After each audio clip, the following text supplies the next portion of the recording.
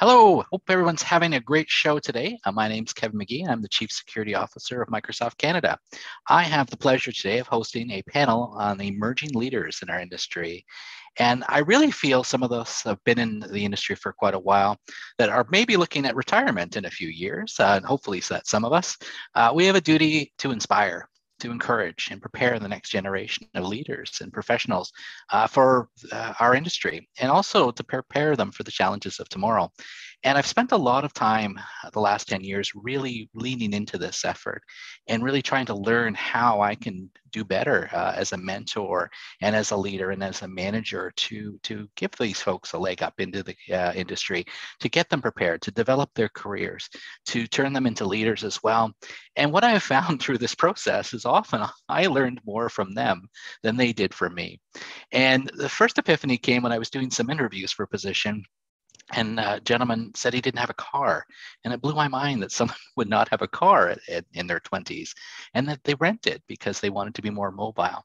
Just when Kubernetes and containers came out, I struggled to grasp it, but it was the younger people on my team that really coached me through how these two new technologies are emerging. And I found more and more that the mentoring sessions I was doing for some of these emerging leaders turned into reverse mentoring sessions where I got to bounce questions off of them. How do I tackle things like diversity? How do I make the team more inclusive? What should I be thinking of? So I formalized the process, and I have developed a network of young mentors who mentor me in a reverse mentoring session. So I pitched the idea of doing a live reverse mentoring session to the conference organizers, and they graciously allowed me to do so. So you'll get a chance to meet some incredible, amazing young folks today that are already leaders in our industry and who will be the future leaders of different areas of our industry as well. But you also get to see the benefit that I've gotten out of speaking to them about where I should be thinking and whatnot as well. And hopefully, if you have some questions, you'll get a chance to run it by the panel as well. So without any further ado, I'd like to get you introduced to some of our mentors today and our emerging leaders. So I'll just start going left to right on my screen, and I'll get you each to introduce yourself, just say a little bit about yourself, and maybe I'll mention how we met and some of the things that you've taught me so far as well before we get into the discussion. So maybe Megan, can we begin with you? Yeah, thanks, Kevin. My name is Megan Doherty. I am a technical specialist in security at Microsoft Canada, which means I'm a sales engineer, essentially. And I get the pleasure of focusing on XDR, which I'm sure you've all heard day in, day out, for the last couple of days, and threat intelligence in my day-to-day job working with CISOs and security teams. I also hold a degree in software engineering from the University of New Brunswick. Megan is on my team, full disclosure. And when I took over the role 2 years ago, we had an all-male team, and we've grown the team 600%, and now we're at 54% women. And a lot of it was due to the coaching I received on diversity and doing a much better job of being inclusive and building a diverse team from Megan. So that's where I thought she could add some real interesting perspectives to the discussion today. So next up, we have Rachel. If you could introduce yourself, Rachel. Sure. Thanks, Kevin. I'm Rachel McGonigle. I'm head of sales and partnerships at Penfield.AI. I graduated from Queen's University and then spent a few years as a consultant at Michael Page, where I was driving business development, but helping technology companies and financial institutions grow their technical teams. I actually joined Penfield with no cybersecurity experience at all, but I was really fascinated by the industry, but more specifically, passionate about what Penfield's doing in the industry in focusing on human machine intelligence and the relationship of humans and machines. So I thought it was a really cool way to get started, and I'm really excited to be a part of this panel. Thanks for having me. And I met Rachel through the Rogers Cybersecurity Catalyst at Ryerson University, where I'm an entrepreneur in residence, and they were beginning to build their business.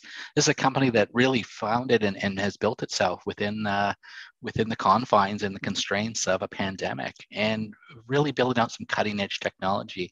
What I've really seen Rachel do is pull together a team and build an organization, not only a sales organization, but a wide partner network as well too. And I've learned a lot about how to really build a startup very quickly and efficiently in a completely new way that I never considered before. So thank you for joining us today. And Lauren, if you could introduce yourself. Sure. Hello, everyone. My name is Lauren Schwering. I am a recent graduate of the Information Systems Security Diploma from the Southern Alberta Institute of Technology. I currently work for KPMG as a cybersecurity risk advisory consultant. And yeah, that's pretty much it. I didn't really go into my program knowing anything about IT.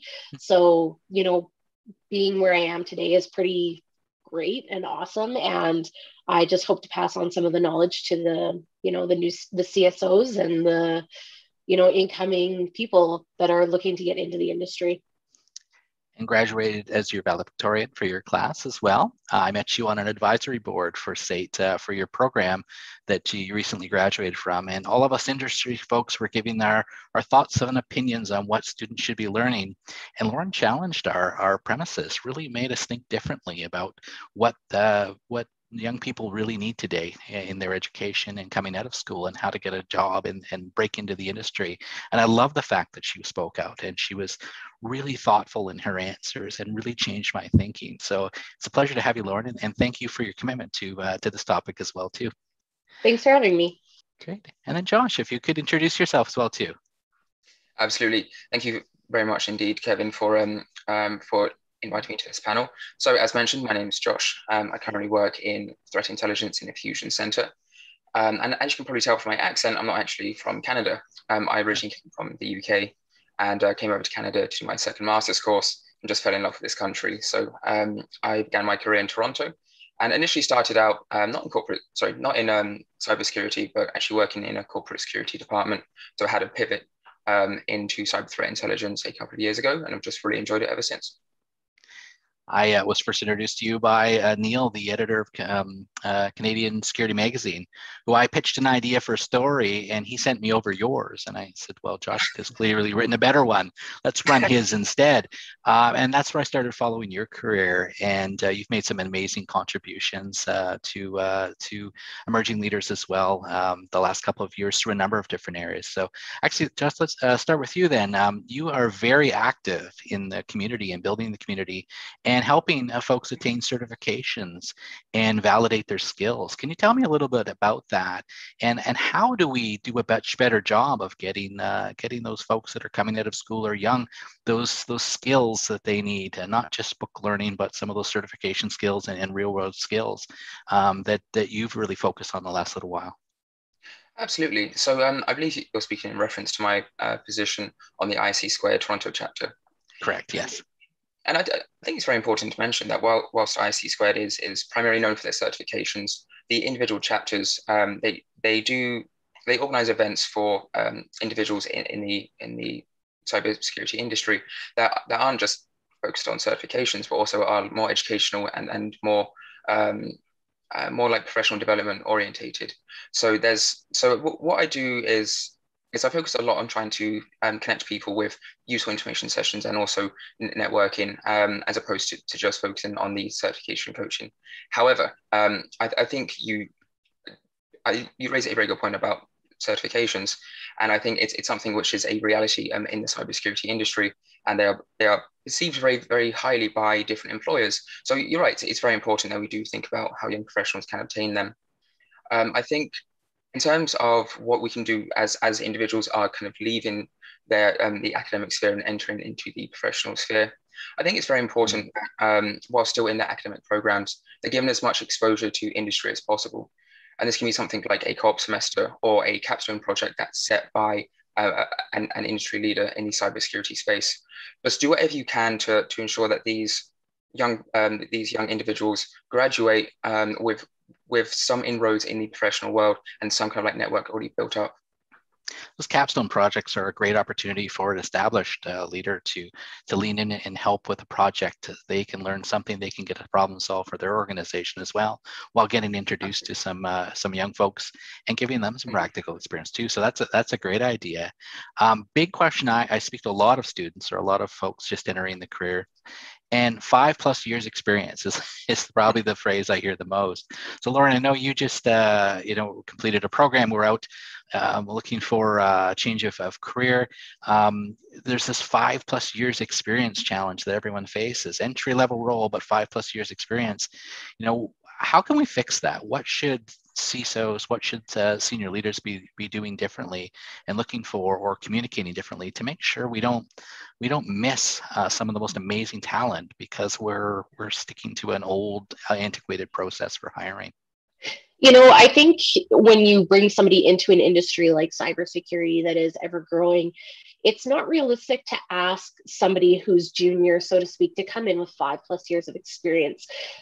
Experience doesn't relate to adaptability or teamwork or, willingness to learn. And I think that as CSOs or CISOs or whoever is hiring people to come in, they should be looking at those things that are maybe considered more on the soft side. And that's not to say that technical skills aren't important, because they are. But, having somebody that wants to adapt to ever-changing technology, or, that wants to be part of a team, or, has these skill sets that may not be as refined as, you may want them to be at that time, doesn't mean they can't grow to be that. So I think giving people the opportunity to show you what they can do is probably the best thing that you can offer. That's awesome. Fantastic. And Megan, you've, took a couple of years out of university, gone through a couple roles already in your career. What's it like for someone joining a team that's just out of school a year or two, where the rest of the team has been doing this for 20 years? What are the challenges, and what can I, as a leader and a manager, do better to help you on board into a position, feel part of the team, and feel like you're contributing and creating impact immediately? I think it's mentorship, right? I think as someone coming into a role who, from a cybersecurity perspective, was academic, right? Wasn't in industry. Most people don't get the chance to actually touch industry when they're working on a traditional 4 to 5 year technical university degree. And when you go into a large company or even a startup, I think if you have the foundations for strong mentorship, assigning someone who is a coach, assigning someone who's going to be your technical resource, who's not going to gatekeep their success and who wants to help you leverage and grow within specific areas in your role, creates a community, right, that you feel very comfortable reaching out to. And I've been lucky enough to feel that on our team, but that comes from a CISO or the manager also being grounded in that mentorship aspect. If you don't live that value, your newest employees aren't going to feel it. So follow-on question, you've worked for me for over a year. We've never met in person due to the pandemic. Have you met anyone else on the team in person? I don't think you have. You know what? So how do you build that relationship and that rapport, joining a team during a pandemic? It's difficult. I think some of us within cybersecurity are naturally introverts. I'm introverted, extroverted for my role. And I think you have to push yourself a little bit because, people on both sides of the screens are thinking, oh, do I reach out first? Do I ask this question? And you have to be tenacious early on in career. My personal philosophy is that, if I'm going to sit there and harbor on a question instead of reaching out to my team and saying, can I book 30 minutes to get to know you and then get your perspective? It's difficult to move forward, right? So, can I tell the story of how you approached me for a job? Yeah, for sure. She called every single person on my team for coaching and advice on how to talk to me, as well as my boss, to get coaching on how to approach me for a job. So I just had to meet this person. It was fantastic. And it was that tenacity that really made you stand out. So great for calling that out. And I just wanted to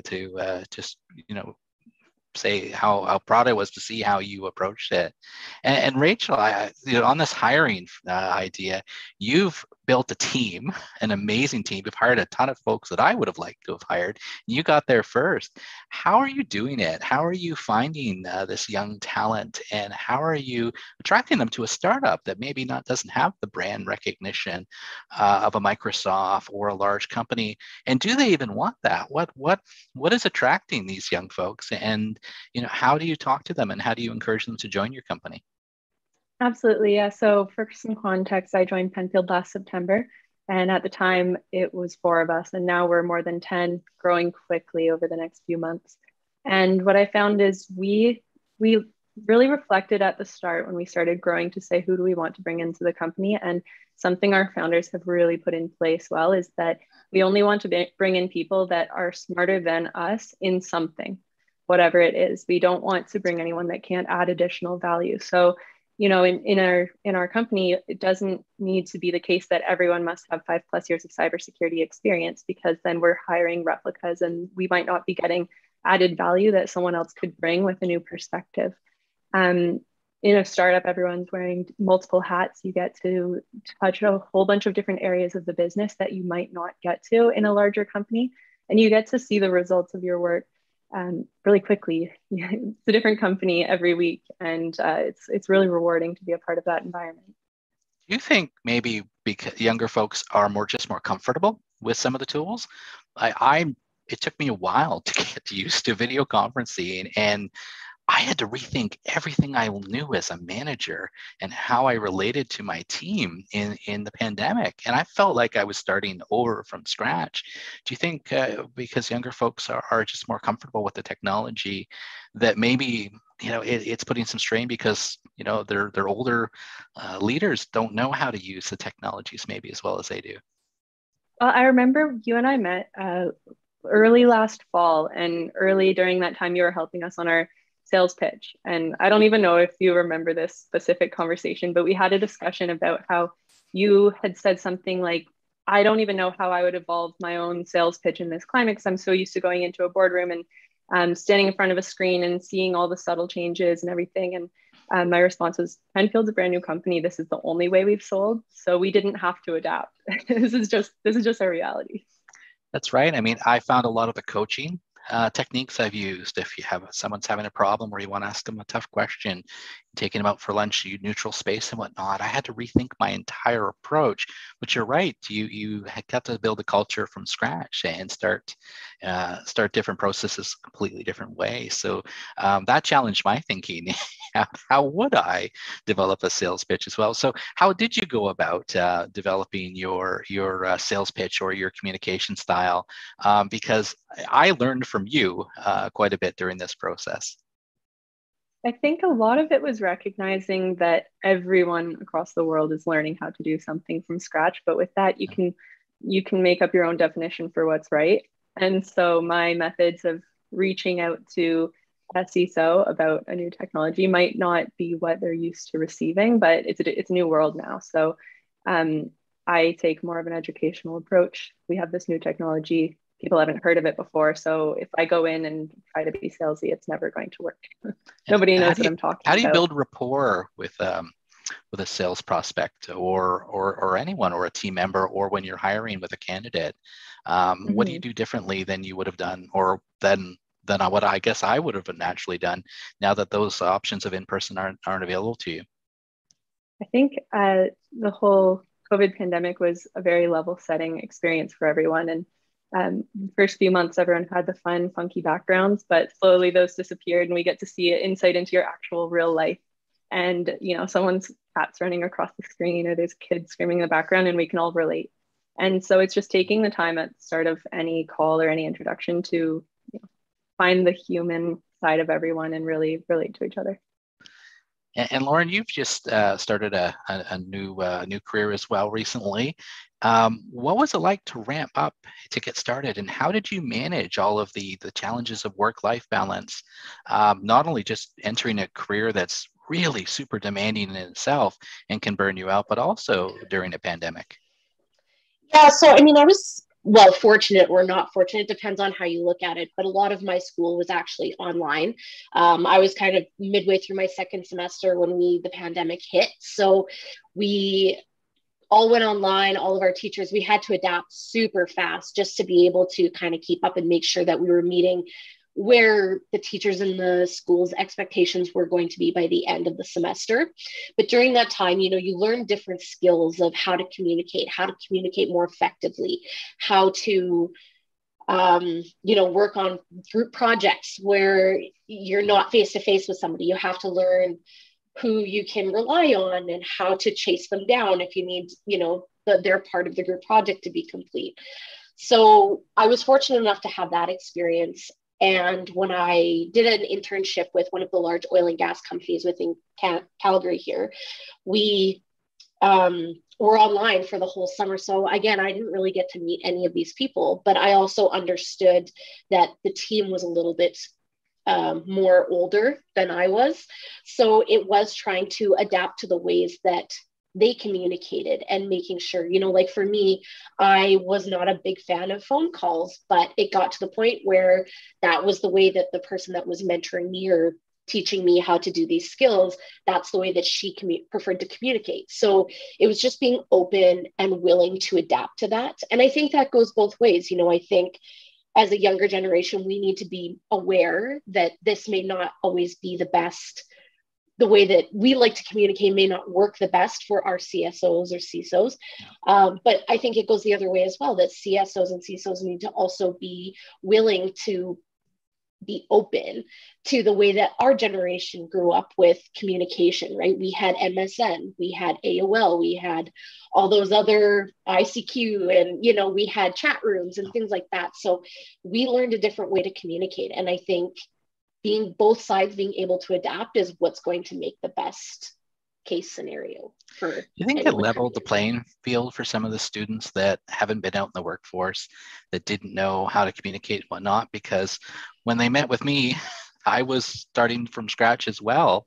Do you think in some ways it may have helped to bridge the gap that all the constraints of the pandemic? I think so. And I think, again, like I've said the word adaptability, I don't know how many times. I hope somebody's like tallying it because I've said it a lot. But being open to that, you're right, it's bridged that gap. And I think it's made CISOs and CSOs more aware of the talent that could be out there just through different kinds of communication. Just because someone's not a great communicator through the phone doesn't mean they can't communicate. It's just something that we haven't really dealt with as our generation coming in. So yeah, I absolutely think it's bridged that gap. One thing I learned from you and from others on the phone here is, or on the phone, I said phone, see, is, you know what, the pandemic's allowed me to tap talent in places I would have never thought of, like the Maritimes or Saskatchewan, or places that, you know, we would have largely ignored because they weren't close to major cities. And we've been able to bring on incredibly talented people that maybe in the past we wouldn't have had an opportunity. So, and that was the younger folks challenging me to say, well, who cares if they live in, you know, St. John's, New Brunswick? You know, their internet works just as well as mine. So that's one of the things that I really learned and have benefited from these discussions as well too. I want to shift gears a little to diversity and conclusion, and I'm going to go at a unique angle, and I'm going to ask Josh to start with this discussion and say it's a common belief of many people that you need a computer science degree to get into cybersecurity. Mm-hmm. So Josh, you took a different path. You know, tell me about how your degree, you know, really informed your perspective and how it makes you a better cybersecurity professional, not taking the sort of traditional route in air quotes. Sure, absolutely. And just for some context, my academic background was in international relations, and then studied international security and then global governance. So it's very much like the realm of politics and geopolitics. Yeah. And this definitely gave me a kind of like macro level perspective on cyber attacks. And it immediately, when I came across the kind of like nation state aspect of cybersecurity and cyber attacks, it really kind of excited me because I could draw in so much of the context and knowledge I know about international relations and why countries have the relationships that they have with each other to really underpin and inform like different kind of flows of attacks. So that gave me a kind of like the ability to approach cybersecurity with quite a strategic mindset, and I think that really helped. And that's not just nation state, that's cyber crime. You know, we've got adding folks with criminology backgrounds to our teams can can have a huge effect, especially when our adversaries, criminal nation states, Absolutely. understanding the interaction of those threat actors and what their 100%. motivations have been great. One of the things that you and I discussed earlier on was sort of reading policy documents. So you sent me on a mission to read some of the country's cybersecurity policy documents. And what I learned is I started seeing language like persistent engagement appear in some of these documents, and saw not quite a hack back approach by some of the democracies in the world, but a change in stance that was actually aggravating in some cases the situation as well too. So that's how you've informed my thinking of threat actors and how I can bring that to my job as well too.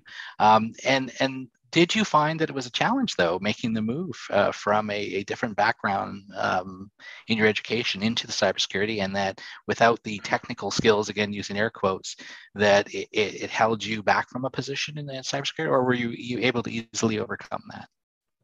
So it's definitely a challenge, and it's one that pushes you really far outside of your comfort zone, because I went from having all of this academic experience and professional experience in one particular domain into one where I was like almost starting from zero.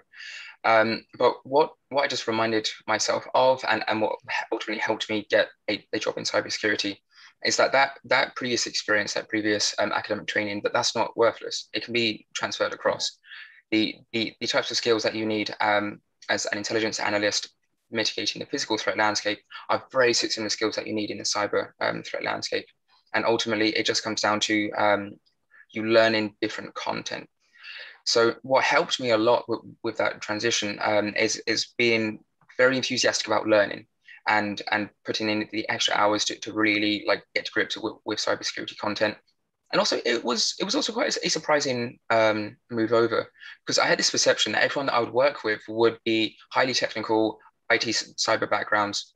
And when I joined a CTI team, I actually learned that half the people on that team didn't have that background at all, and they were more from political science, cybersecurity, psychology, and even our director had a background in international relations. So that really kind of smashed one of my perceptions, that you must come from this kind of like linear progression to get into cybersecurity, and 99% of people in cybersecurity are technical experts.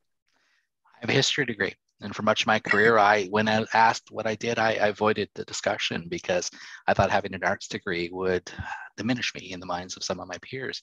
And then it dawned on me, well, some of the best cybersecurity professionals in the world, like Jack Ryan, Laura Croft, all had cybersecurity degrees as well too. So I do definitely find that the younger emerging leaders are embracing this different, adding different backgrounds and diversity of education and whatnot. And we're better as an industry for it, I really believe as well.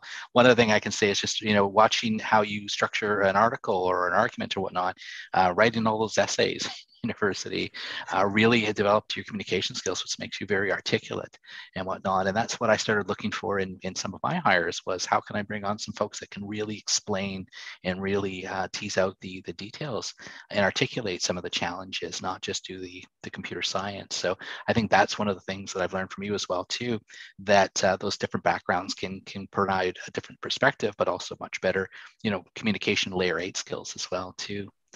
Thank you. I appreciate that. And I think it's worth mentioning that often in cybersecurity, you need people who can kind of act as translators, because a cybersecurity department in a business will be protecting something, and that's typically assets, which are typically comprised of the business. So you need individuals who can take this very technical subject matter and make it consumable to a non-subject matter expert audience, and often in cases can talk to CEOs and the C-suite level in a language that they understand, which is typically budgets and risk. And so taking that diversity different approach, Megan, you were one of my best coaches on understanding how to find women candidates that would be a great fit for our team and add value to our team or something new to our team. And I was struggling because I would go to their LinkedIn profile and there wouldn't be enough detail, or they wouldn't, get back to me and whatnot. And you really coached me on how best to approach a potential candidate who's a young woman and trying to get into the industry, and really the other thing I really want to point out, so give me some ideas on some of what you did for coaching me in that area, but also you you really challenged me when I was patting myself on the back for reaching 50% parity in the team. And then you said, but how are you going to keep them and retain them? And that's where I stopped and went, oh, wow, I hadn't really thought through that and had to really think of my premises. So give me some of the ideas of some of your coaching for myself and some of the CISOs on the line. How do we attract and how do we retain diverse candidates in cybersecurity much better? I think it's through empathy. And I know that's the basic or most common word we're hearing is it's empathy. Lead through empathy. Use empathy in your day-to-day. But it's true, right? You need to be a genuine human to make that genuine connection. And all too often, I think a lot of the times as a woman, when you get a message saying, I would love your time, can I have your perspective? You're also being talked down to a little bit. So when approaching, a diverse candidate, always ask for their guidance. Say like, I have something to learn from you. Would love to hear what you have to say. It's always important to know that none of us are always going to be experts in everything because we all have very diverse experiences, right? So I think it's approaching it as with respect, but also I see that you are an expert or an emerging leader. I am a leader. I have so much more to learn, or I think you would be a great addition. Let's focus on X, Y, Z. Do you have time to talk about it? That's awesome. And then how do we retain the diverse talent once we onboard them? That's the thing you really challenged me and stopped me dead in my tracks to think, wow, I really haven't thought through a really full strategy on making sure that we unlock and unlock the talent and empower these individuals to their fullest ability. So what would your coaching be to me, having just hired, incredible diverse talent? What do I do next? It's mentorship. It's visibility and sponsorship, right? I think no one wants to feel, it's not a thing, I know, stuck in their role, right? Congratulations, you've just been hired. You're going to stay here for the next 10 years. No one outside your team is going to know who you are, and you're going to not have any more mentorship outside of your direct focus. And through understanding their diverse experiences, you're going to be able to allocate their talents across the companies in different ways and make them feel empowered to have a really prosperous career, right? And I think it's saying, I'm going to meet you halfway, meet me halfway, and then I will take you to the next level. That's awesome. And Rachel, same question. You've been not only joined a new company, but you're also a very accomplished recruiter. What can we do more as leaders? So give me some coaching, give some of the CISOs some coaching on the call here today to, what is it that we can do to attract this talent? What can we do to retain it? And what can we do to really empower and unlock the talent in these individuals? Sure. Yeah, I'm lucky to be a part of a company that is 50% women. And I will say that wasn't entirely intentional. We're a small team. We need people that can really carry their weight and they have the skill set to do it. So we always hired the best person for the job. But what we were intentional about was in our recruitment processes, ensuring that we had a diverse candidate pool so that people at least had a seat at the table, they had a voice, and if their skill set aligned, they would get hired. I think if you look at your recruitment pipeline and you have 10 interviews and they're all white men, you're going to hire a white man because that's the best person for the job out of that pipeline. And so it really starts at the beginning of the process, making sure you're bringing the right people to the table and giving them the opportunity, and that they're also seeing themselves represented. We let female candidates know about our company culture and some of the policies we have in place to make sure that they know that once they join, they'll be comfortable and they can stay long term and really make a big impact, and that they have that career progression. But like I said, at the end of the day, we hire for talent, and it's worked out really well for us so far. one of my other mentors, young mentors that is not on the panel, told me when someone shows up on screen, they should see people that look like themselves and can relate to. And we were often doing panels of 4 men interviewing a young woman, and we were wondering why we weren't getting great outcomes. And I saw when we really changed the dynamic, and there was either an equal number of women or more women on the interview panel, we got a better outcome because we connected with the candidates much better, and I think they connected with us better. Have you seen that similar in the startup world as well too?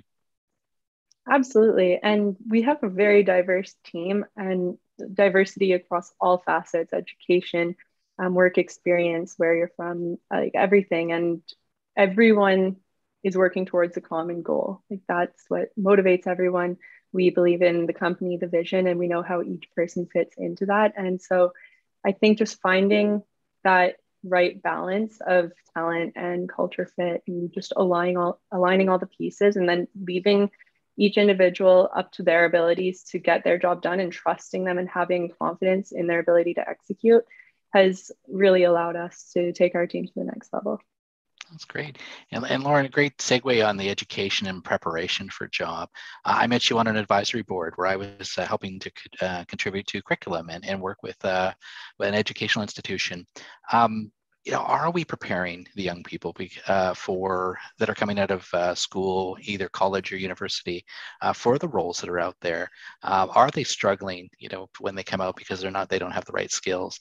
And if either way, what more can CISOs do and existing leaders in our industry to really make those connections early to help contribute to getting those young people's careers started off, with mentoring, with participating in capstone projects?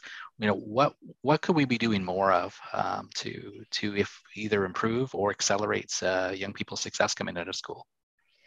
So yeah, I mean, both you and Josh touched on the capstone project, and I think that's such a great way to do that and to open up the eyes of, CISOs and CSOs who maybe don't know exactly what they're looking for in a candidate, but to allow somebody the freedom to help develop a program or help develop policies or whatever that would best suit that company is the best way that CISOs can be involved, right?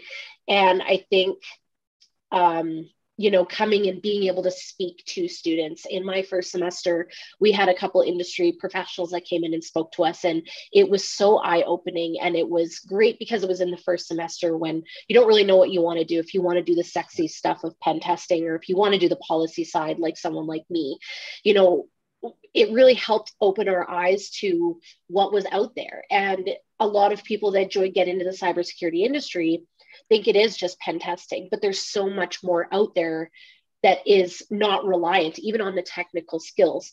So being able to broaden that and give that opportunity to show, okay, there is more out there. You don't have to be the best technical person. You could have the best writing skills and you could still be successful in cybersecurity. You could be a great communicator. There's a lot of other skill sets out there. And so, if CISOs or at least maybe even senior managers can get involved in introducing themselves to people, checking out the local programs around their city. And I know that everyone's busy, especially in these days of age, so it may not seem realistic, but I think that's the best way that you're going to discover that hidden talent, are those people that would best be a great fit, culture-wise, diversity-wise, whatever it is you're looking for. So opening that up is kind of the best way, I think, to get involved and to find those people that would be amazing fits for your company. Another lesson I learned, my team, felt we always did something together, and throughout the year, some team building exercises, and of course we couldn't do that, so we decided to sponsor a program at Ryerson University and do mentoring of students. And I was really surprised. Well, I shouldn't have been surprised to see it pop up in their, performance review. We call Connect, they're not performance reviews, but that they were really proud of the work they did working with the students, and they called out that as an achievement and a benefit to their work. Are we missing the opportunity opportunity to connect people in industry, because it's not, we think maybe it is a burden of their time, but I have evidence to prove that no, they actually feel it's a very fulfilling thing to do. Yeah, I mean, I think that mentorship, I was a mentor for incoming students. So when as a senior student, being able to do that for the incoming students was quite rewarding. It was something that I was proud of, that I felt like I could help them with. And I think it goes for the same for employers. Like you said, it's a sense of pride. It's a sense of, providing guidance and providing, even future networking possibilities. So I think having that opportunity, if you can provide it to your employees, is something that just goes way further than you would ever imagine. It's a sense of pride. It's a sense of, even showing like, hey, I'm proud to be part of Microsoft. I'm proud to show you what we can do. I'm proud to show you the team that I'm on. I think all of that is critical. And I think it's something easy that you can do to form that relationship and form those networking connections for the incoming generation. And a great way to get introduced to some talent that you'd like to hire in a little while as well too. Lauren, I think we dropped your video, but it looks like you're back. So the internet was playing havoc on us there. It's one of those foreign threat actors, I think, that is trying to hack our feed here. Question from the audience from Mike. Should we be requiring the pursuit of certifications? I think, Josh, you're uniquely positioned to answer this. I hear a lot, well, I can't do my CISSP because I don't have 5 years experience. It's also, hey, it's just $1,000 to take the test. Not a big deal for a big corporation maybe, but for someone who's a student just getting started out, $1,000 can be a considerable amount of money. What should employers be looking for in terms of certification, and what investments should employers be making, or what should we be looking for young people to do to develop their professional skills? I've spoken to so many recent graduates who are very keen to take certifications, but then the price is just prohibitive, so they can't. And the kind of trick for them is to try and get a job first, and then kind of convince their employer to pay for it. But of course, if a job requires you to have certain certifications, then you're kind of like stuck between a rock and a hard place. So I think ultimately, certification boards have a responsibility, I would argue, to make their certifications affordable, or to offer people who are either low income or no income scholarships to take those certifications. I think employers can do more, as mentioned, to offer to waive the fee of a certification or a training boot camp, because again, I know so many people who are very enthusiastic to take them, and if these opportunities were presented to them, they would absolutely make the most of it. So yeah, I think things more can be done to make them more accessible and more affordable. That's awesome.